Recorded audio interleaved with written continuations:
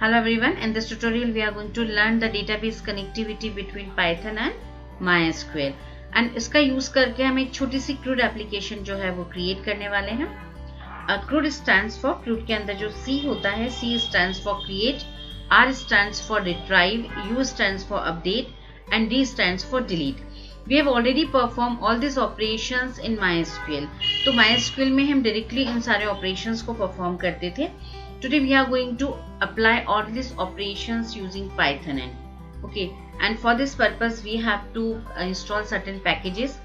Python में database connectivity के काफी सारे mechanism होते हैं. It depends on you कि आप कौन सा mechanism opt करते हैं. I'm going to make use of MySQL connector for this thing, and for this purpose you have to install MySQL connector in your computer system. तो उसको install करने के लिए what you have to do exactly, सबसे पहले तो आपके command prompt पर आपका जो भी डायरेक्टरी है उसके अंदर पाइथन का पाथ सेट होना चाहिए। नहीं हो तो आप एनवायरनमेंट वेरिएबल्स में जाके सेपरेटली पाइथन का पाथ सेट कर सकते हैं। इन केस अगर आपको पाथ सेट करना नहीं आता है तो पाइथन को अनइंस्टॉल करें, रीइंस्टॉल करें। पाइथन को जब आप रीइंस्टॉल करते हैं तो उसकी वेलकम स्क्रीन पे ही ऑप्शन आता है सेट पाइथन टू पाथ, वहां से आप उसको सेट कर ले तो पाइथन पाथ पे होना चाहिए, जिससे कि आपका ये जो कमांड प्रॉम्प्ट होता है यहाँ से आप अपने पिप को यूज करके नए पैकेजेस को इंस्टॉल कर लें।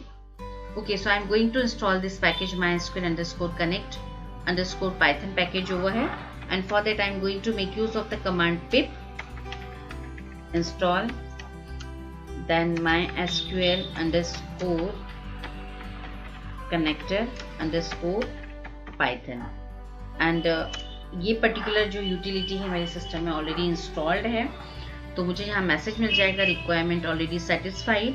अगर आपके सिस्टम पे इंस्टॉल नहीं है तो वो इंस्टॉलेशन स्टार्ट हो जाएगा और इसके बाद में इस पर्टिकुलर पैकेज को, इस पर्टिकुलर मॉड्यूल को हम अपने पाइथन की फाइल में यूज करने वाले हैं, that is MySQL.connector। Okay, so it is already installed on my computer system.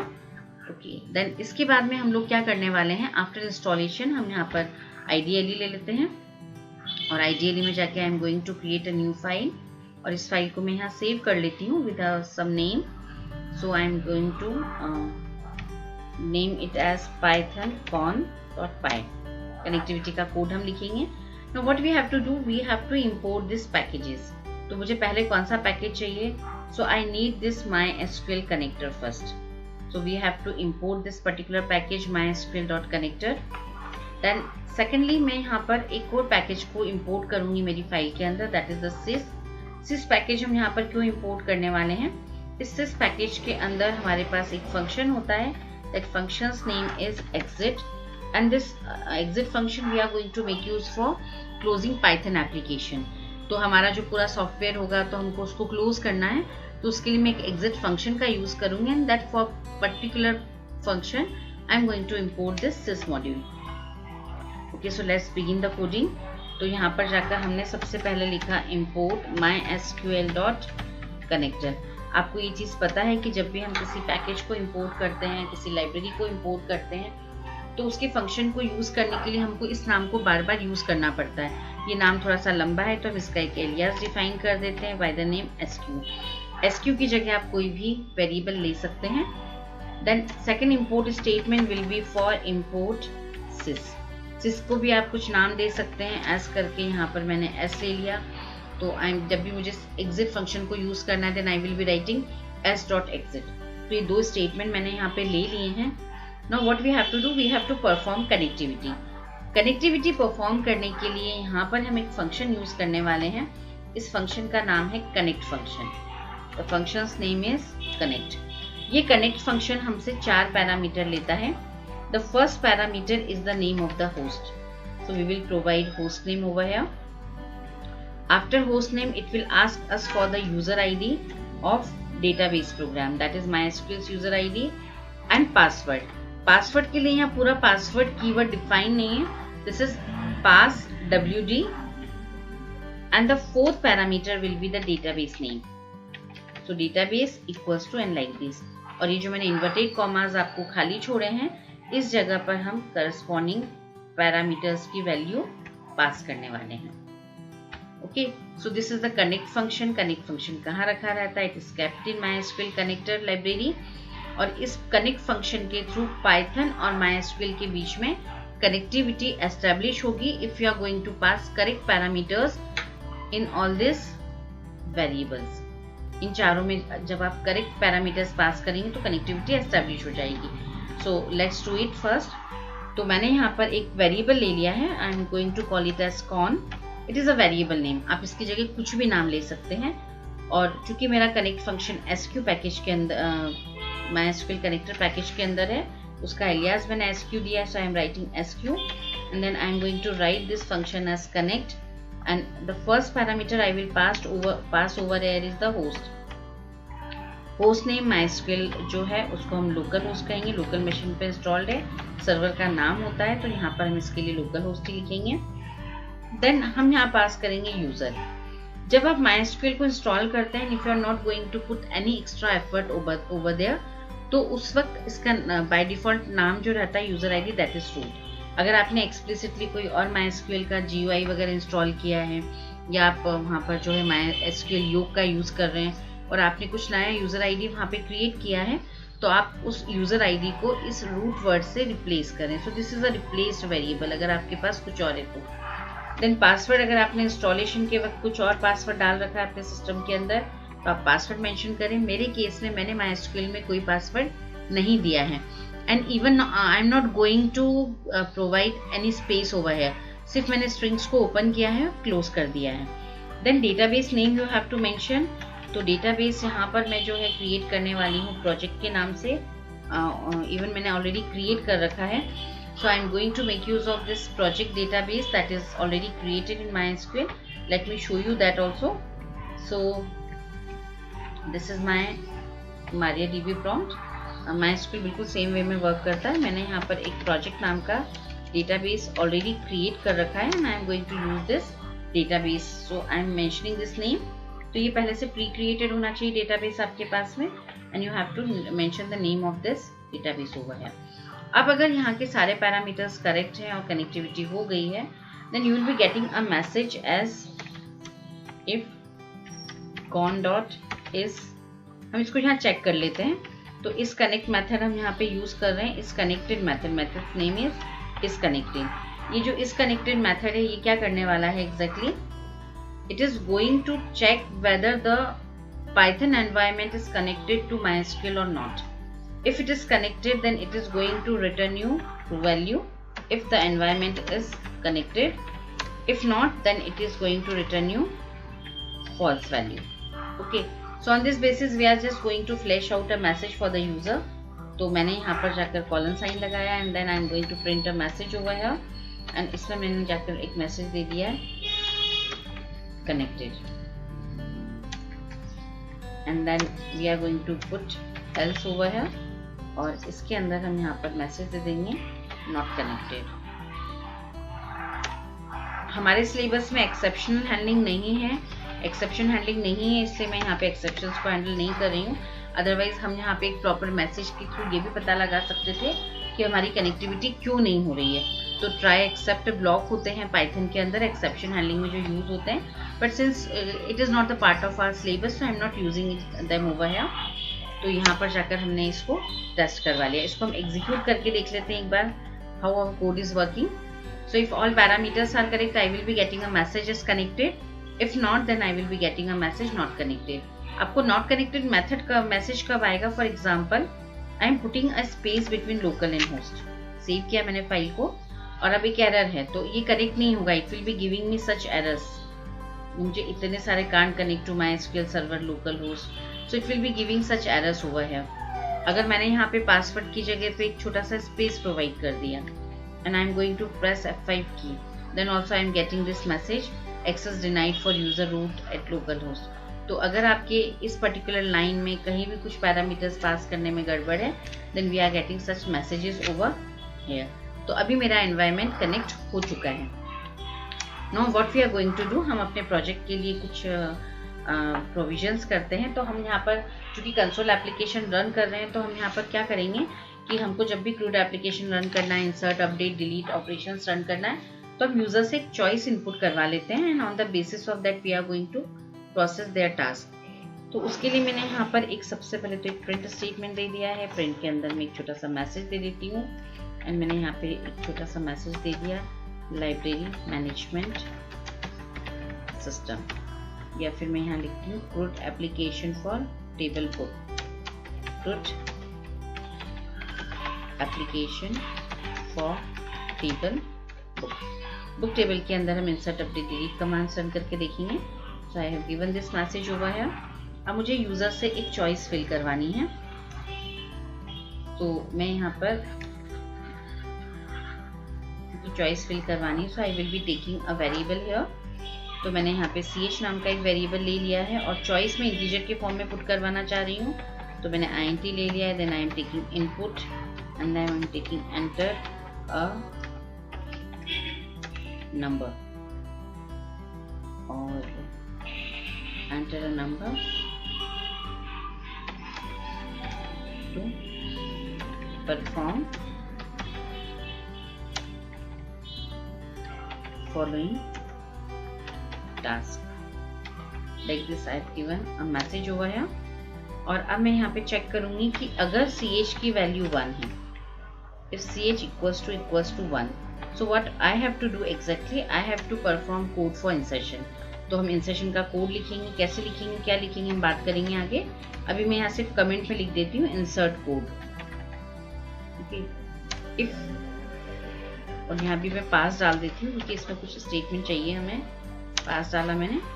Then elif, अगर यूजर टाइप करता है ch equals to 2, so I have to perform the code for update। so I'm going to copy this content over here। बाद में हम इसको हटा देंगे पास को और हम यहाँ पर अपडेट का कोड टाइप करेंगे। देन अगर यूजर ने 3 पास किया तो हम यहाँ डिलीशन परफॉर्म करेंगे। तो इसको मैंने 3 ले लिया है और यहाँ पर हम डिलीट का कोड परफॉर्म करेंगे। एंड देन अगर यूजर 4 टाइप करता है तो हम यहाँ पे डेटा को डिस्प्ले करवाएंगे। तो यहाँ पे हम डिस्प्ले का कोड लिखेंगे। तभी मैं कमेंट पे यहाँ पे लिख देती हूँ डिस्प्ले का कोड। एंड अगर यूजर इनमें से कोई भी ऑप्शन सिलेक्ट नहीं करता है तो we are going to perform exit. Exit के लिए हम s.exit का यूज करेंगे। So this will be my choices. अब मैं इसको F5 की प्रेस कर रही हूँ। ठीक, तो मैंने यहाँ पर लिखा 5। जैसे हम 5 लिखेंगे हमारी एप्लीकेशन एंड हो जाएगी। अब यहाँ पर हम एक काम और करते हैं कि जो हमने खुद को समझाई हैं चीजें कि 1 लिखने पर ये होगा, 2 लिखने पर ये होगा, उसको हम यहाँ पर यूजर को प्रिंटेड फॉर्म में भी अवेलेबल करवाते हैं। तो मैंने यहाँ लिखा print and 1 for insert book details. That ये क्लोज किया हमने यहाँ पर। And 2 for update, 3 for delete and 4 for show and 5 for exit। तो यहाँ पर हमने इसको 5 लिखा and we are going to perform exit by pressing 5। यहाँ पर हम जो है show लिखेंगे, show book details। This will be for delete book details। This will be for update। और अपडेट में आप क्या अपडेट करना चाहते हैं वो देख लीजिए। I am going to update author details. So I am just going to write author details and we are going to change this numbers as well. तो यहाँ पर जाकर 2 लिख देते हैं हम, देन हेयर 3 एंड देन 4। एक और चीज हम यहाँ करते हैं, यूजर इन 5 नंबर्स को तो एंटर करने ही नहीं वाला है, यूजर तो कुछ भी टाइप करेगा इंटीजर में। So what we are going to do, हम यहाँ पर 5 के लिए एक और ऑप्शन ले लेते हैं। यहाँ पर गए हम और इसको हमने 5 लिया कि अगर ch की वैल्यू 5 है तो यूजर एग्जिट करेगा। तो ये s.exit को जो है मैं यहाँ पर कट करके इससे रिप्लेस कर देती हूँ। एंड अगर इसके अलावा यूजर ने कुछ और डाला 1 2 3 4 5 के अलावा, so we just want to print a message invalid, या एक मैसेज दे देते हैं एंटर नंबर्स बिटवीन 1 to 5 और हम इसको री एंटर करवा लेंगे नंबर को।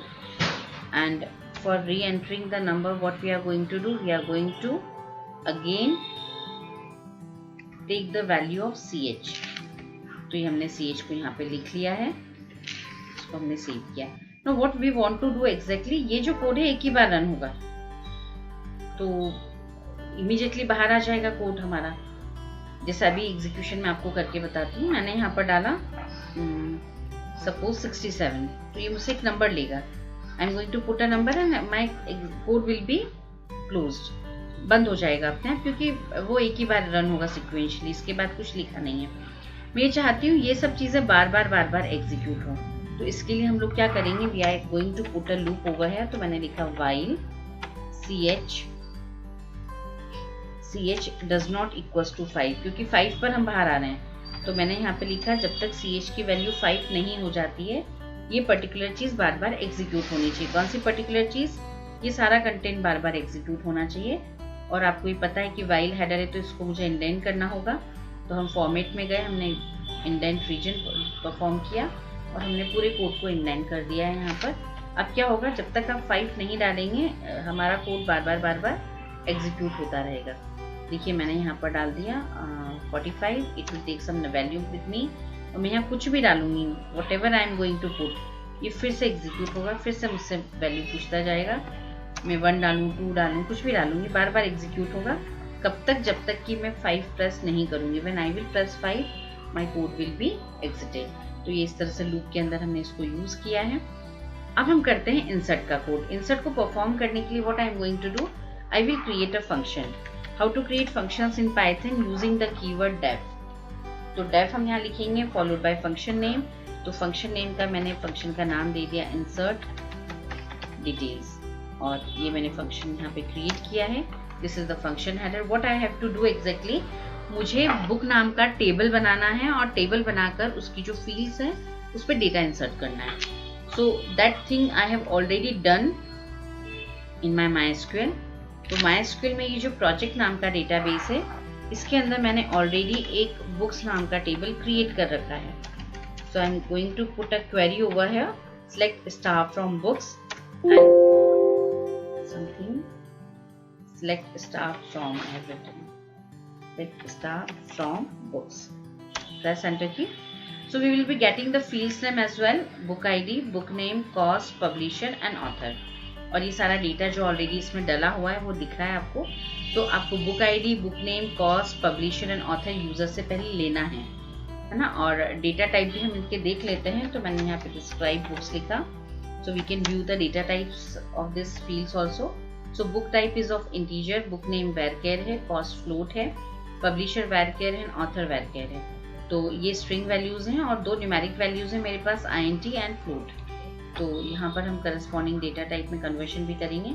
सो I am going to take book ID first and for that I am writing book ID.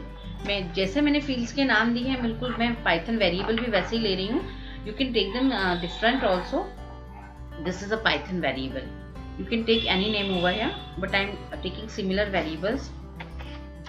चूंकि book ID integer है तो मैंने int लिया है यहाँ पर, and then I'm going to write input, enter book ID. Then after this what I'm going to do, I'm going to write book name. So I will be writing book name. Then इसको मैंने यहाँ पर इस तरह से ले लिया, book name. And for book name I think we have taken, yes, B name we have taken. And next field is for the cost. Cost float है हमारा, तो मैं यहाँ पर जाकर फिर इसको ले लेती हूँ cost. As cost is float, so I am going to convert this input string into float. So मैंने float function use किया, and I am going to change the message as well, that is enter cost. Then after this we have the author field and then publication field is there. So I am pasting this message twice, and the first one is for publisher and second one is for the author. तो यहाँ पर जाकर हमने सबसे पहले जो ले लिया है, that is pub for publication. Same fields I am taking, same variables I am taking as I have taken author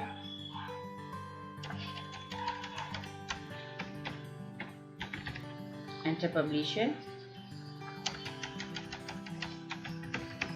enter author. So we have taken all these values. Now we have to insert them into database. उसके लिए हम लोग क्या करेंगे, तो सबसे पहले तो हम एक नॉर्मल सा SQL का स्ट्रिंग बनाते हैं जिसके अंदर हम लोग इंसर्ट क्वेरी लिखने वाले हैं। कैपिटल स्मॉल जैसा लिखना है आप लिख सकते हैं। इंसर्ट इनटू बुक्स, फील्ड्स के हमने नाम यहाँ पर दे देते हैं बुक आईडी। ये डेटाबेस की फील्ड्स हैं, book ID, B name, then we have the cost, then we have publisher, then we have author over here. Then we are going to write the word values over here, और values के अंदर हम यहाँ पर instead of putting the variables name I am going to put percentage s, percentage s, percentage s, इनको हम parameter बोलते हैं। और कितने वेरिएबल्स मैंने यहाँ दिए, 1 2 3 4 5, तो ये परसेंटेज s कितने जाएंगे यहाँ पर, so we are going to put 5% s over here. Okay अब ये तो हमने प्लेस होल्डर्स बना दिए, पैरामीटर्स बना दिए, इनमें वैल्यू डालनी है। तो इनमें वैल्यू डालने के लिए मैं एक नया जो है एक एरे जो है वो यूज करने वाली हूँ। So I am going to make use of an array, इसका नाम मैं डेटा दे देती हूँ, आप कुछ भी दे सकते हैं। एंड इसके अंदर मैं जो वैल्यूज डालने वाली हूँ वो बेसिकली ये वाला बुक आईडी होगा, बी नेम होगा, कॉस्ट होगा, पब होगा, ऑथर होगा। बट चूंकि मैंने दोनों के नाम सेम ही लिए हैं तो I have to pass this string over है। तो डेटा के अंदर हम जो पास कर रहे हैं वो पाइथन वेरिएबल्स हैं और मैंने दोनों के नाम सेम दिए तो मैंने इसको ऐसा कर दिया है।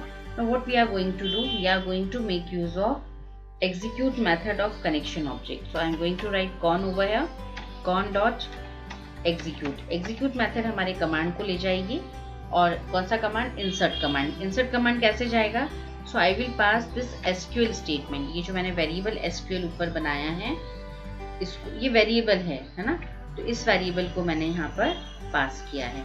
और इस वेरिएबल में क्या है, we do have placeholders, यहाँ पर हमारे पास क्या है, so we have all this place holders.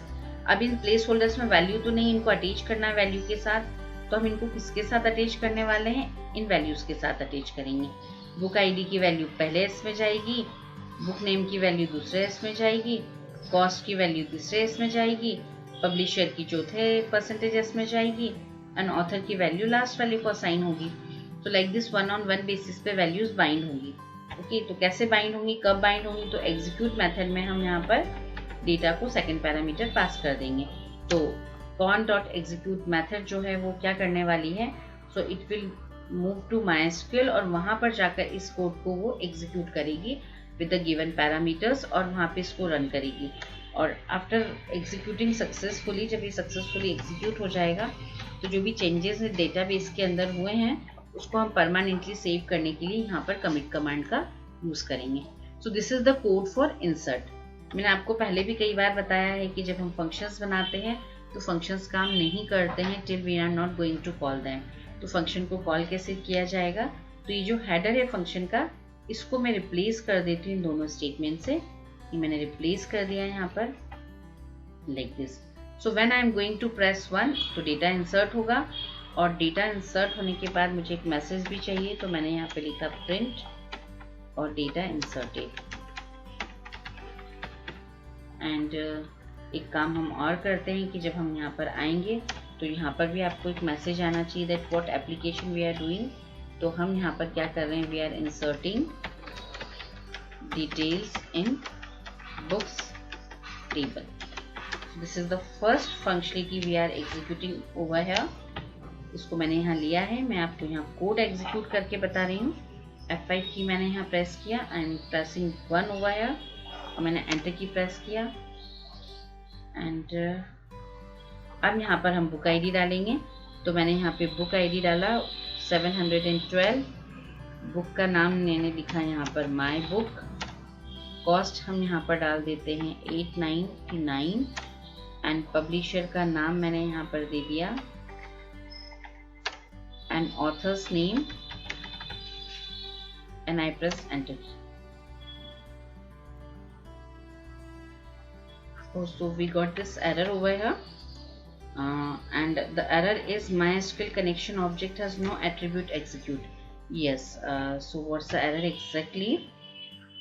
this execute method does not resides with the connection object, it is the method of cursor. Actually में cursor जो है it is going to keep track of the functionality or the processing we are doing over here, and for this we have to create an object of cursor. So what I am going to do after this exit or before this, no, wherever you want, but it should after the connection. तो connection के बाद आप कहीं पर भी जाकर एक variable create करें, नाम कुछ भी दे सकते हैं हम इसका, कर1 कर2 XYZ whatever you want to do, and connection के अंदर जो कर्सर होता है इससे हम कर्सर ऑब्जेक्ट को क्रिएट करेंगे which is responsible for this execute method. तो हमने यहाँ पे कर1 का ये वाला स्टेटमेंट मैंने यहाँ पे ऐड किया है, and after this what I am going to do, I am going to replace this con.execute method with this कर1. So I saved my content over here, and now I'm going to execute this file. Again, what task I have to perform? First one, that is, and now I'm going to insert some details over here.